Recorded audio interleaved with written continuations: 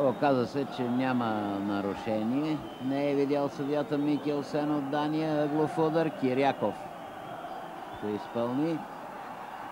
Добре се намеси в играта Янков, но не намери топката.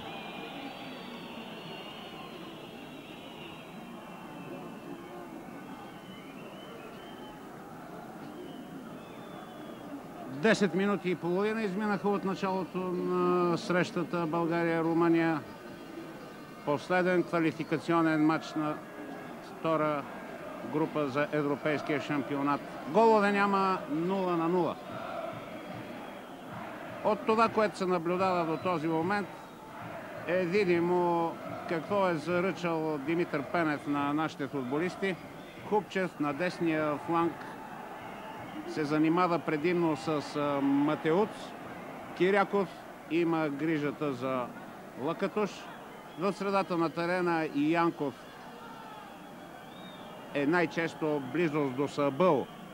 Адриан Попеско, играчът с номер 2 в състава на Румъния, явно пък има поръка от Мирча Радолеско да се занимава най-вече с Стоичков.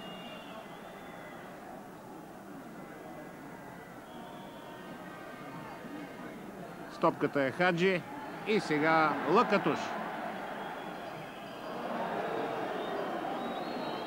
Слабо центриране.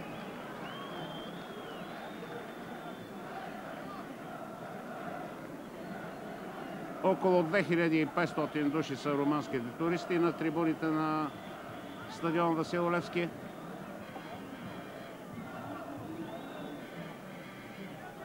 Когато Николай Колев ви каза, че българският национален отбор играе днеска 495-я си матч, искам да ви кажа и още нещо. 39-ти път срещу Румъния. Нито един друг съперник нашите национали не са срещали по-често от състава на Румъния. До този момент 10 победи за България, 6 равни мача и 22 загуби. 54 на 77 гола. 23 гола в полза на румънците.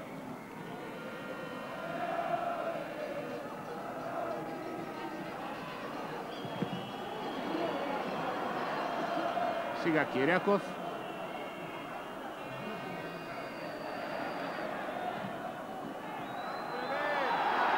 И възможност за Балък, центрира. В хубава позиция там беше Наско Сираков.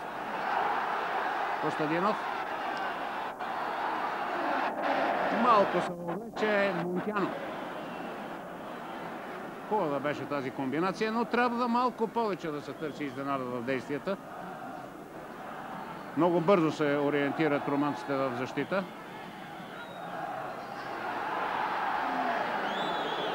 Този път може би трябваше да свирне съдията Михелсен за нарушението срещу Любослав Пенев.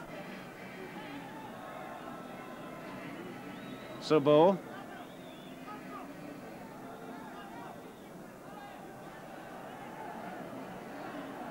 Преследва го Янков. Георги Попешко. Наляво към Сандой.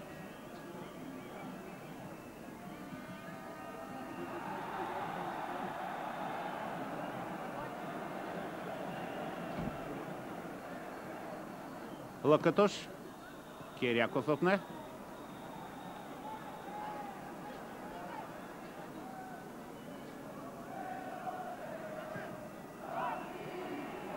Костадинов. Срещу него Лупеско.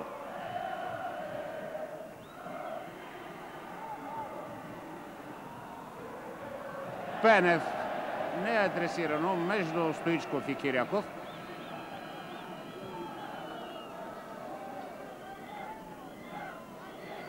Изтича 15-та минута, голове няма, 0-0. Георги Попеско не бърза към вратаря Лунг.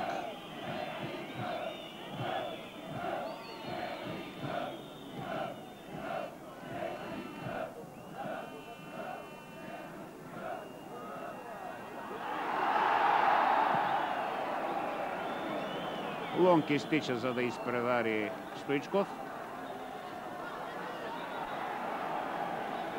Сабао. Много хубава комбинация, много хубава комбинация. И Сабао в 16-та минута е 1-0 за Румъния. Има сигнал обаче на съдията за засада. Това е съдията Сьоренсен. Явно ще има разпреди. На повторението ще се види точно какво е положението. Играчът, който беше вляво от Сабао, според мен беше в абсолютна засада, пасивна може. Имаше основание съдията, според мен, не знам ти как го виждаш. Внимавайте сега в линията на наказателното поле. Ето, по-напред е този играч, който беше в дясно от Сабао, който получи топката. Заслужава да се види още веднъж. Двойно подаване. Сабао влиза и ето го играча, който е в засада. Явно се вижда, няма защо да се сърдят румънците.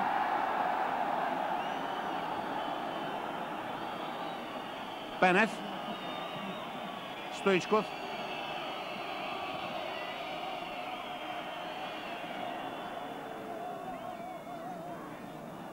Но независимо от това, че имаше засада, гола стана точно в момент, в който казах, че е малко реха на нашата защита.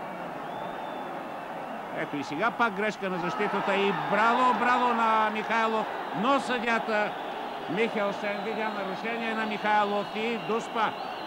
Минутата е 18-та. Дуспа за нарушение на Михайлов.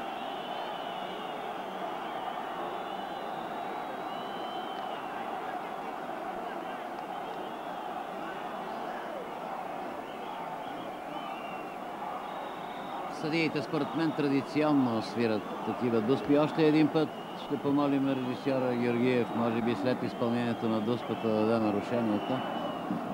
Според мен... При всички случаи Михайлов търсеше топката.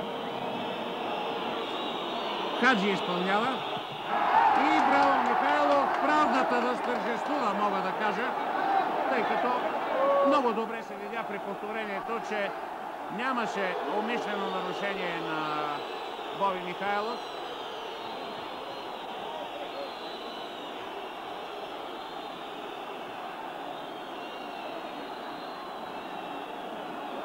В стил на голям вратар не се хвана на финта на Хаджи Михайлов.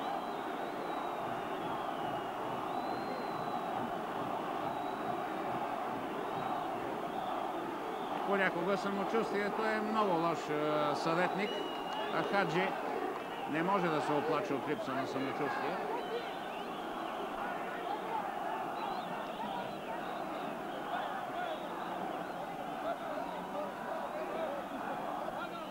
В 19-та минута на срещата, 0-0.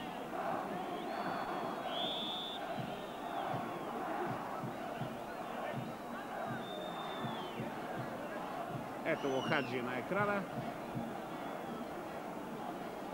От тук нататък ще видим колко голям играч е той. Дали ще преодолее тази психологическа криза, която непременно трябва да настъпи. Добре игра сега, намери Матеуц. Отново Хаджи. Пенев. Наско Сираков. Добре, Наско Сираков. В дясно от него е Костадинов. Наско закъсня да му подаде. Стоичков.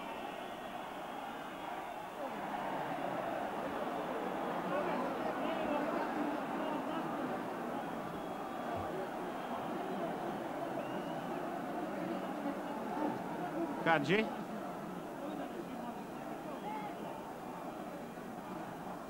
Сабао. Лопеско наляво.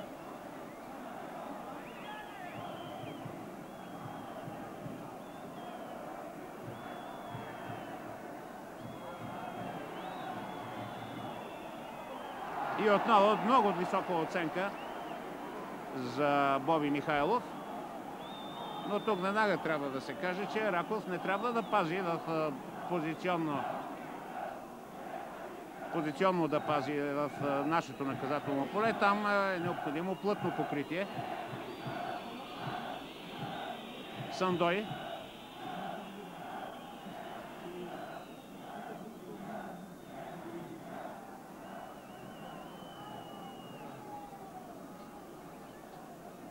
Георги Попеско.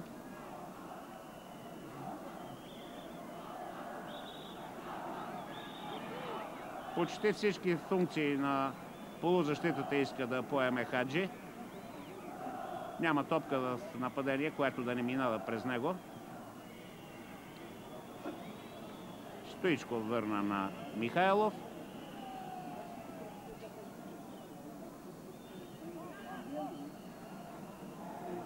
Янков Киряков. Стоичков. Разбира се, че нарушение, разбира се, срещу Балаков.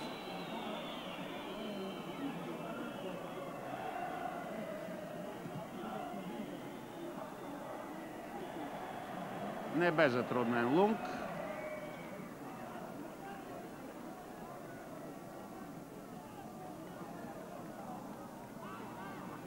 Ето къде се е върнал Чак Хаджи. Събъл. Левият защитник Сандой.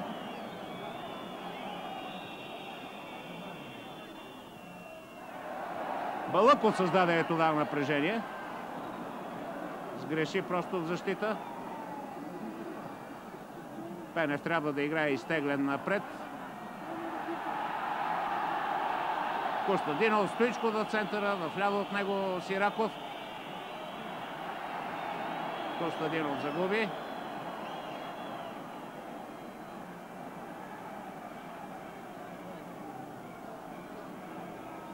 Лъкатуш беше този, който влезе. Сега Хаджи.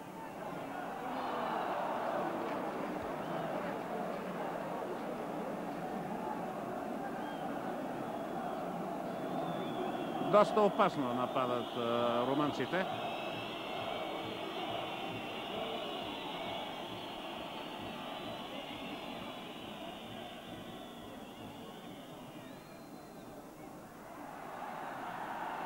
Костадинов. Сандой е срещу него.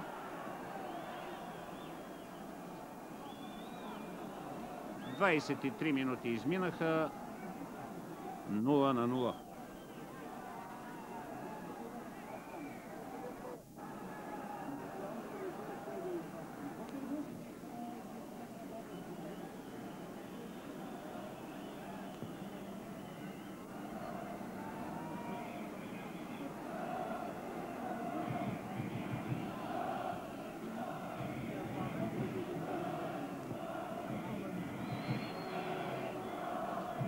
Има нещо, което не върви особено добре в играта на българския отбор.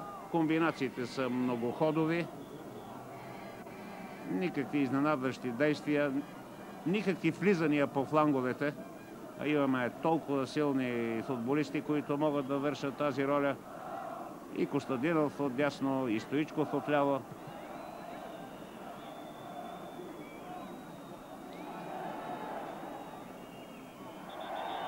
Ето това имах предвид, когато казах изненадващи ходове, такива влизания.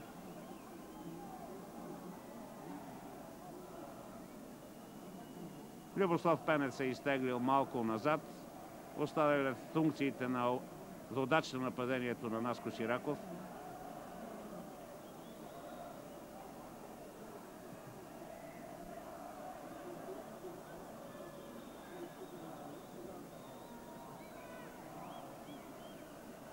Янков.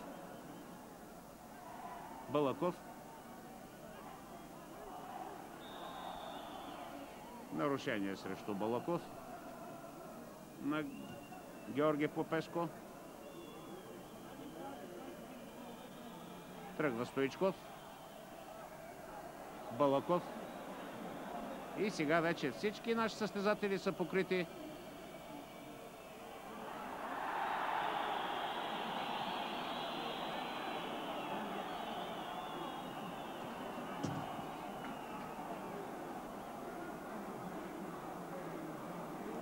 Пряк свободен удар, но около 1 метър от чертата на наказателното поле.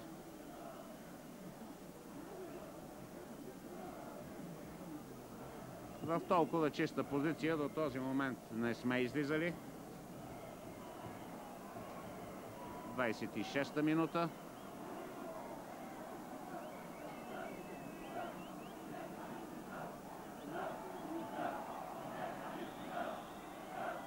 Стената е близо. Това показва Стоичко в момента.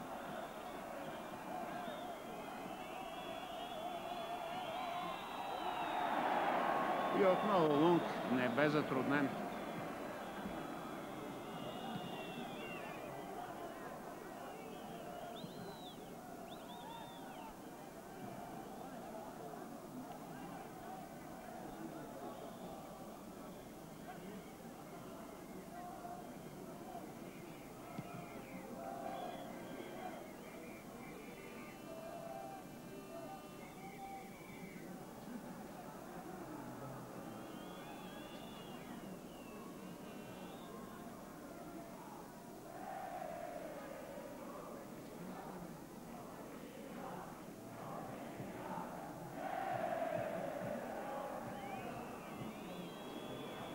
Георги Попеско.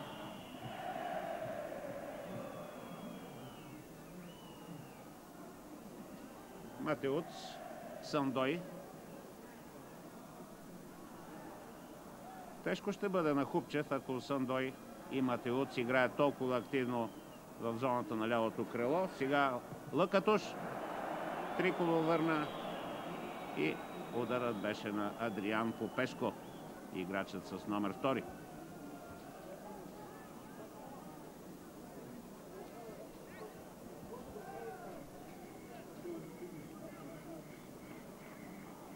Мисля си, че срещата до сега би трябвало да получи не лоша оценка.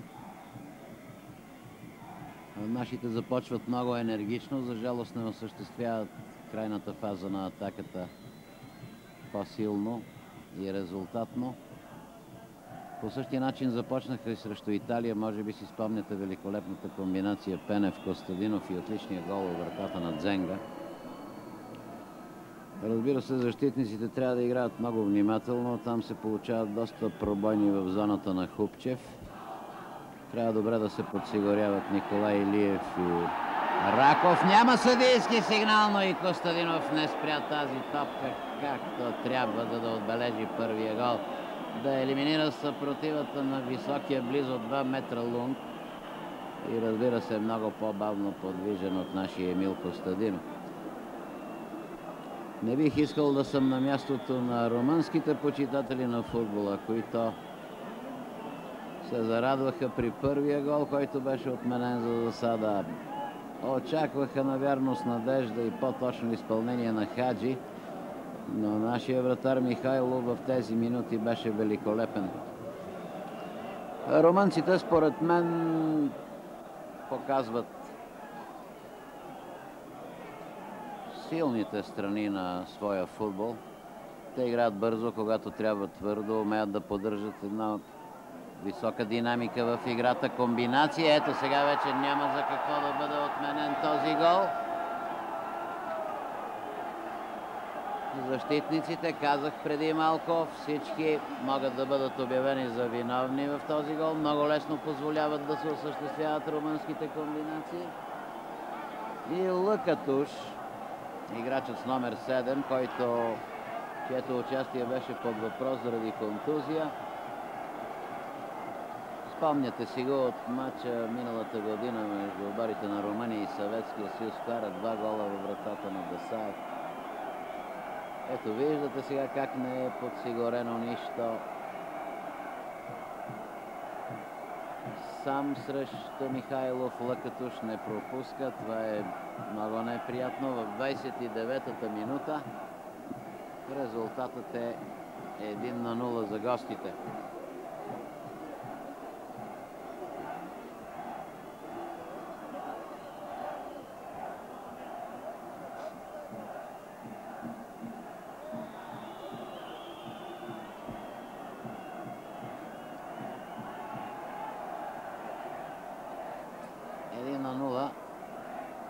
все още не е нищо.